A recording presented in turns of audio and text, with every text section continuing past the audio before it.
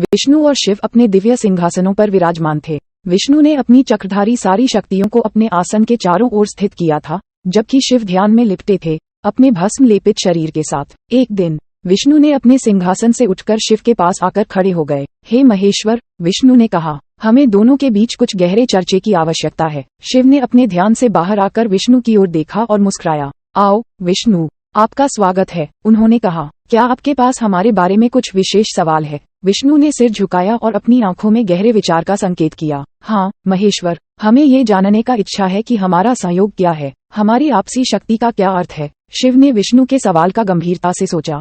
विष्णु, ये सवाल महत्वपूर्ण है, उन्होंने कहा। हम दोनों के बीच एक गहरा संबंध है और हमें इसका ज्ञान होना चाहिए। हम दोनों एक दूसरे की पूरक हैं और हमारे संयोग का अर्थ जानना जरूरी है। विष्णु और शिव ने आपस में गहरे संवाद का आयोजन किया। वे अपने दिव्य गुणों, अद्वितीय शक्तियों और अपने कार्यों के बारे में बात करने लगे। विष्णु ने कहा, महेश्वर, आप अकेले ही संसार को ध्यान में लिपटे रहते हैं और आपकी तपस्या से संसार की सृजना होती है। आप महाकाल हैं, समय के मालिक, और आपकी शक्ति का अर्थ समय की अनंतता में है। शिव मुस्कुराए और उन्होंने कहा, विष्णु, आप जगत की संरक्षण करने के लिए अवतार लेते हैं और आपकी शक्ति का अर्थ धर्म के रास्तों पर चलने में है। आप जीवों के पालन पोषण करते हैं और उन्हें उनके धार्मिक यात्रा में मार्गदर्शन करते हैं। विष्णु और शिव के बीच ये चर्चा कई दिनों तक जारी रही। वे एक दूसरे के पूरक होने के साथ साथ एक दूसरे के अद्वितीय गुणों का समर्थन करने लगे। फिर एक दिन उन्होंने एक साथ बोला, हमारे संयोग का अर्थ है कि हम एक दूसरे के पूरक हैं। हमारे अद्वितीय गुणों का सामान्यता में स्थान है।